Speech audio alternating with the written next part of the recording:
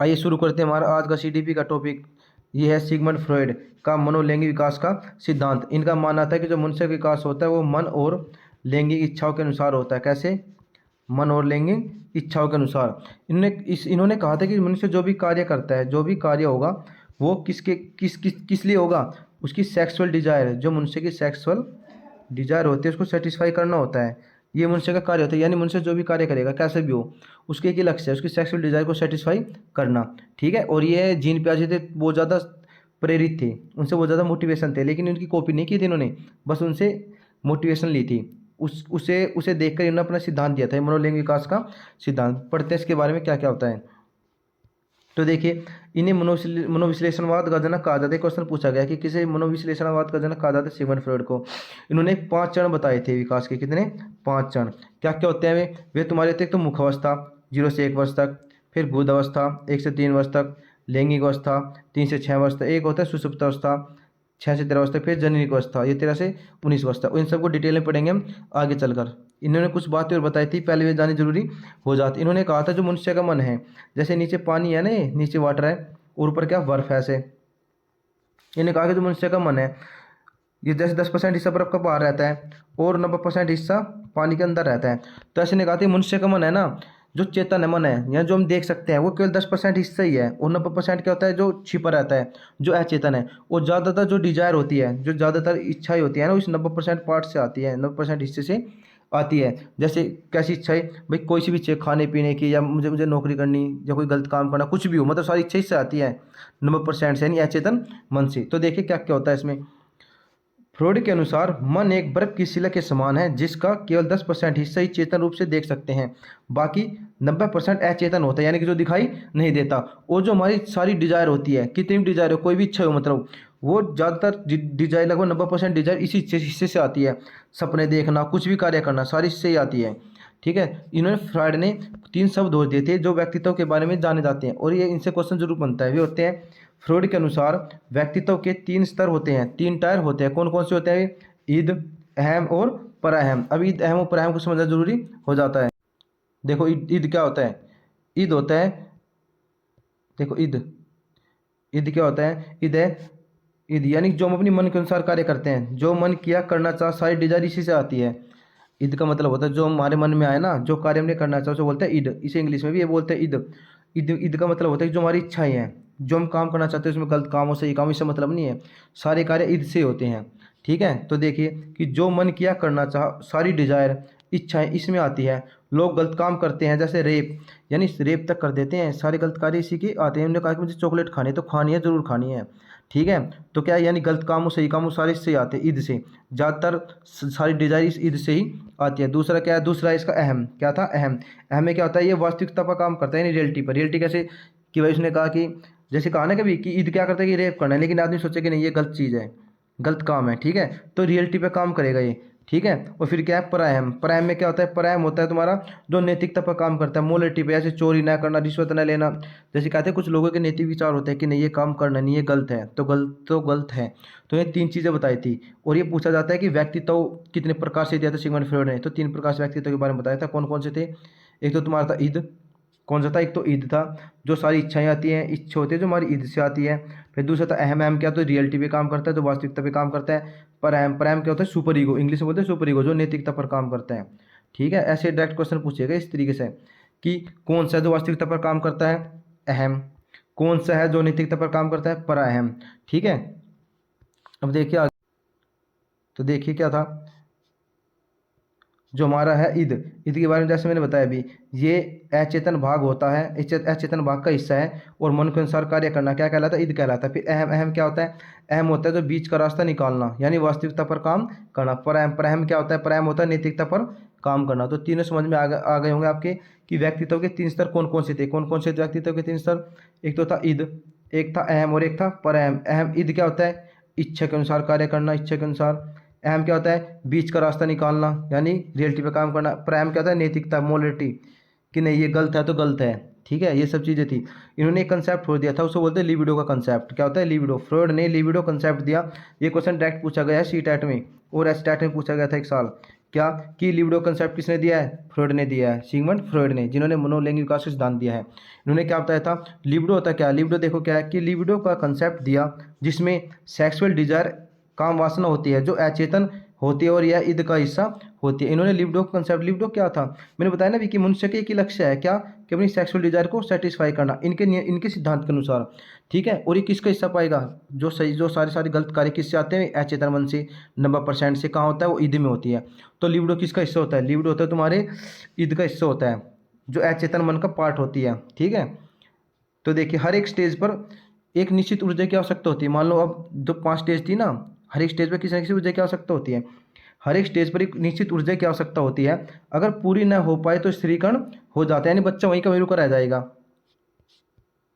क्या कहा कि हर एक स्टेज पर एक ऊर्जा की, निश्चित ऊर्जा की आवश्यकता होती है। अगर ऊर्जा न मिल पाए तो स्त्रीकरण हो जाता है। स्त्रीकरण मतलब समझते हो ना? अगर फिक्स है कि बच्चा जिस स्टेज पर है ना, मान लो अगर मुख्य अवस्था पे है तो वहीं का वहीं रह जाएगा, उसे ऊर्जा नहीं मिली तो आगे। या फिर क्या हुआ, उसने ज़्यादा ऊर्जा खर्च कर दी। क्या कहा कि या तो उसे ऊर्जा क्या मिली? कम ऊर्जा मिली। ठीक है, ये क्या हुआ? उसने ऊर्जा ज़्यादा खर्च कर दी। ऊर्जा क्या कर दी? खर्च खर्च ज़्यादा कर दी। तो क्या हो जाएगा? स्थिरीकरण हो जाएगा। यानी कि अगर वो पहली स्टेज पर है तो पहली पर रहेगा, दूसरी पर तो दूसरी पर रहेगा, तीसरी पर तो तीसरी पर ही रहेगा। ये है लिबिडो कंसेप्ट। तो इसे स्थिरीकरण बोलते हैं। क्या बोलते हैं इसको? स्थिरीकरण। लिबिडो तो था कि सेक्सुअल डिजायर को सेटिस्फाई करना। तो देखिए और क्या इसमें डिटेल में बताते थोड़ा और क्या होता है। देखिए कि तुम्हारा स्त्रीकरण क्या होता है? स्त्रीकरण जिस स्टेज पर एनर्जी या तो ज़्यादा लग जाती है या कम लग गई हो तो उसी स्टेज पर बच्चा अटका रह जाएगा। समझ गए ना? स्त्रीकरण का मतलब है, यानी अगर किसी स्टेज पर एनर्जी है तो बहुत ही कम मिली हो बच्चे को, या सारी एनर्जी एक ही स्टेज पर लग गई, तो क्या हो जाएगा बच्चा? तो बच्चा उसी स्टेज पर अटका रह जाएगा। इसे क्या, इसलिए क्या होता है? इसलिए जो लिबिडो है ना, लिबिडो का बैलेंस बहुत जरूरी हो जाता है। जो लिबिडो थी ना, उसका बैलेंस बहुत जरूरी हो जाता, नहीं तो स्थिरीकरण होगा और बच्चा क्या करेगा? बच्चा तो स्मोकर बन जाएगा या दूसरों पर निर्भर रहने लग जाएगा। तो समझ में आ गया होगा आपको। हमने ईद और एम प्राइम के बारे में बताया था। ईद क्या था? मन के अनुसार कार्य करना, इच्छा के अनुसार। अहम बीच का रास्ता निकालना। प्राइम क्या होता है? रियलिटी पर काम करना। रियलिटी पर होता है अहम था, पर अहम था वो नैतिकता पर काम करना। और स्त्रीकरण क्या होता है? यानी कि हर एक स्टेज पर बच्चे कुछ ना कुछ एनर्जी की जरूरत पड़ती है। अगर सारी एनर्जी एक जगह खर्च हो गई या ऊर्जा कम मिली तो बच्चा वहीं का वहीं अटका रह जाए, उसे स्त्रीकरण कहा जाता है। और इसे लिबिडो का बैलेंस बहुत जरूरी हो जाता है। अब इसकी पांच स्टेज के बारे में पढ़ेंगे जो इन्होंने दी थी।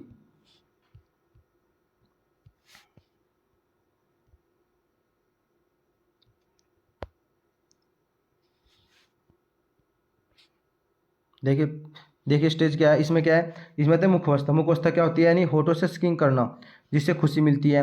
पहली का नाम है मुख्य अवस्था। मुख्य अवस्था समझते हो ना? मुख्य अवस्था यानी मुख से स्किंग करे, जैसे दूध पीता है छोटा बच्चा तो उसे दूध पीकर खुशी मिलती है, तो क्या है? मुख्य अवस्था। फिर क्या है? पहली मुख्य अवस्था, दूसरी है गुद अवस्था। गुद अवस्था क्या है? जैसे टॉयलेट वॉयलेट करता है तो उसे इसमें खुशी मिलती है, टॉयलेट रोक कर, टॉयलेट कर कर, तो ये टॉयलेट वाली अवस्था होती है। तीसरी क्या है? तीसरी आपकी लैंगिक अवस्था। लैंगिक अवस्था यानी कि जो ओडी, इसमें एक ग्रंथि निकलती है उसको बोलते हैं ओडिपस। Oedipus Electra. ओडिपस और इलेक्ट्रा ग्रंथि निकलती है। इसमें क्या होता है कि उसका अपोजिट सेक्स के प्रति अट्रैक्शन होता है। क्या? जो अपोजिट होते हैं ना उनके प्रति क्या होता है? अट्रैक्शन। यानी जैसे बच्चा है, मान लो अगर बॉय है तो किसी प्रति अट्रैक्शन होगा? अपनी मदर के प्रति। ठीक है, अगर गर्ल्स है तो किसी प्रति अट्रैक्शन होता है? अपने फादर के प्रति। तो क्या अपोजिट सेक्स के प्रति अट्रैक्शन नहीं, तो मतलब अपने से विपरीत के प्रति। ठीक है, तो कौन सी अवस्था है? ये होती है लैंगिक अवस्था। पहले मुख्य अवस्था, गोद अवस्था, लैंगिक अवस्था। फिर है सुषुप्त अवस्था। सुषुप्त अवस्था क्या होती है? स्कूल की एक्टिविटी में खुद को बिजी रखता है। ठीक है, फिर पांचवी आप क्या कहते हैं? जन्निक अवस्था। कौन सी? जन्निक अवस्था। इसमें क्या करता है? गर्ल्स बॉय वाली फीलिंग होती है, मतलब जीएफबीएफ वाली, अपोजिट के प्रति अट्रैक्शन होता है। ठीक है, दोबारा देख लो एक बार। 5 अवस्थाएं कौन कौन सी थी? एक थी मुख्य अवस्था, 0 से 1 वर्ष तक, होठों से स्किंग करके। मुख्य अवस्था मतलब जैसे दूध पीकर। ठीक है, इनसे उसे खुशी मिलती है। गुद अवस्था क्या है? सेकंड 1 से 3rd ईयर, टॉयलेट वाली अवस्था जैसे पेशाब रोककर खुशी मिलती है। फिर क्या है? तीसरी है लैंगिक अवस्था। लैंगिक अवस्था में ओडिपस और इलेक्ट्रा ग्रंथि होती है। ओडिपस में क्या होता है? जो बॉय है वो मदर के प्रति अट्रैक्ट होगा, जो गर्ल्स है वो अपने फादर के प्रति अट्रैक्शन होगा उसका। ठीक है, फिर सुषुप्त अवस्था क्या होती है? स्कूल की एक्टिविटी में बिजी रहता है। और जनिक अवस्था क्या होती है? यानी गर्ल्स बॉयज़ वाली फीलिंग, जब जेएफबीएफ वाली फीलिंग होती है ना, वो तो उसमें देखो इसमें भी लैंगिक अवस्था थी ना, इसमें अपने लैंगिक जनों, जो लैंगिक उसके ऑर्गन्स हैं उनको टच करके खुशी मिलती है। और ऐसे क्या होता है? ओडिपस इलेक्ट्रा ग्रंथि इसमें निकलती है, जिसमें क्या होता है? अपोजिट सेक्स के प्रति अट्रैक्शन होता है, बॉय का मदर के प्रति और फादर का, सॉरी उसका गर्ल्स का फादर के प्रति। और लेकिन जो जनिक अवस्था इसमें थोड़ी अलग होती है। कैसे? इसमें जीएफबीएफ वाली फीलिंग होती है। अब देखिए आगे, देखो ये पूछा गया था, क्या पूछा गया था? इसमें पूछा गया कि बॉयज़ का मदर के साथ लगा उसे क्या कहा जाता है? Oedipus complex. और गर्ल्स का फादर के साथ उसे क्या कहा जाता है, इलेक्ट्रा। बताया ना मैंने अभी कि भाई अगर बॉय का मदर के साथ होगा तो ओडिपस, गर्ल्स का मदर के फादर के साथ होगा तो इलेक्ट्रा कॉम्प्लेक्स। और इस दौरान क्या करता है, वो अपने जनन अंगों को टच करके खुशी महसूस करता है। इसके साथ ही सिगमंड फ्रॉइड ने दो बातें और बताई थी जो मोस्ट इंपॉर्टेंट है। देखिए इसकी आलोचना क्यों की गई थी, सिगमंड फ्रॉइड की आलोचना की गई क्योंकि इन्वायरमेंट को महत्व नहीं दिया, उन्होंने इन्वायरमेंट का कोई महत्व नहीं है। वो सबका कारण सिर्फ एक ही चीज़ बताई कि सेक्सुअल डिजायर, हर एक चीज़ का एक ही कारण है, कोई भी काम करो कि सेक्सुअल डिजायर को सेटिस्फाई करना, उसको इंपॉर्टेंस दी थी इन्हें, इन्वायरमेंट को कोई महत्व नहीं दिया। फिर क्या कहा, ये सैंपल थे ना जो फ्रॉड के पेशेंट के थे, जो उसके पास आते थे ना, ये एक डॉक्टर थे उसके पास जो पेशेंट आते थे उनसे समझता था, उनकी बातें समझता था, उसके बेस पर ने अपने सैंपल दिए थे, तो इसलिए आलोचना की जाती है। और सबसे इंपॉर्टेंट है ये, यहाँ से तो क्वेश्चन बने ही बनेगा, एक तो ईद अहम पर अहम से क्वेश्चन बनता है, एक यहाँ से बनता है। देखो क्या होता है, इसने बताया था कि सिगमंड फ्रॉइड के अनुसार एनर्जी के दो प्रकार होते हैं। कितने प्रकार, दो प्रकार होते हैं। एक तो होते हैं तुम्हारी एरोज, एक होता थैनोस। थैनोस होती है निगेटिव ऊर्जा और ये होती है पॉजिटिव ऊर्जा। समझ गए कि ऊर्जा दो तरीके की होती है, एक तो थैनोस इसे बोलते हैं जीवन प्रवृत्ति, ये होती है मृत्यु प्रवृत्ति। जीवन प्रवृत्ति क्या है, जो जीवन जीने के लिए जरूरी होती है, ये हमें पॉजिटिव चीज़ें देगी। मृत्यु प्रवृत्ति ये हमें निगेटिव चीज़ें देगी जो जीवन जीने के लिए नहीं होती। ठीक है, देखो क्या क्या होता है इसमें। इसमें होता है जो जीवन प्रवृत्ति है, इसमें क्या होता है, आपका खुश होना, चेयरफुल होना, जीने के लिए बाध्य करना, या जीने के लिए आप बाध्य हो जाओगे। मृत्यु प्रवृत्ति में क्या होता है, डिप्रेशन में चले जाना, क्राइम करने की आदत होना, स्मोक करना, ये सभी। तो ये एक तो आपको रखना ईद अहम प्राइम याद रखना बहुत इंपॉर्टेंट है। लिबिडो कंसेप्ट इन्होंने दिया था, एक क्वेश्चन बनी है डायरेक्ट। और सिगमंड फ्रॉइड को क्या कहा जाता है, मनोविश्लेषणवाद का जनक कहा जाता है। 5 अवस्थाएं दी थी इन्होंने, कौन कौन सी थी ये थी जनिक अवस्था, ये बताई थी ना अभी मैंने, कौन कौन सी थी भाई, एक तो थी मुख्य अवस्था, सकिंग करके फायदा मिलता है, गुद अवस्था, लैंगिक अवस्था, सुषुप्त अवस्था और जनिक अवस्था। और एक ये कि ग्रंथि कौन कौन सी होती है, दो तरह की एनर्जी होती है, कौन सी, एक तो जीवन प्रवृत्ति, एक मृत्यु प्रवृत्ति। सिगमंड फ्रॉइड ने बताया था इनको, एरोज और थैनोस। एरोस क्या होते हैं, जो पॉजिटिव होते हैं, जीने के लिए प्रेरित करते हैं। थैनोस होते हैं निगेटिव, ठीक है, जो मृत्यु प्रवृत्ति कहते हैं जिसको। इससे क्या करते हैं, खुश रहना, चेयरफुल होना, जीने के लिए बाधित करती है। ये क्या डिप्रेशन में चल जाता है, क्राइम करने की आदत लग जाती है, स्मोक करता है, ये सब आदतें लग जाती हैं।